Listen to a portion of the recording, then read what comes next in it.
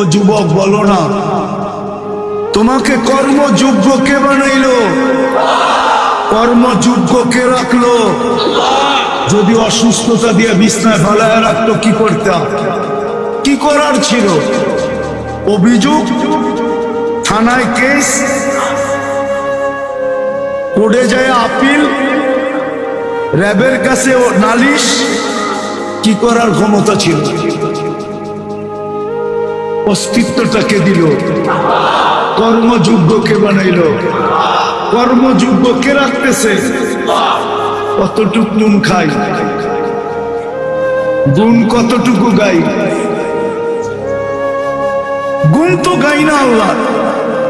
চলেন দেখি জান্নাতের একটু ধারণা দিয়া কার মনে এই আগ্রহ জাগে যে আমি চাই আল্লাহ আমাকে জান্নাতের বিনিময়ে কিনো। এই আগ্রহটা কার মনে পয়দা হয়? একটু জান্নাতের ধারণা দিয়া দেখি। আল্লাহ কিন্তু জান্নাত দিয়ে কিনতে চাইতেছেন। কিনবে কে? ক্রেতার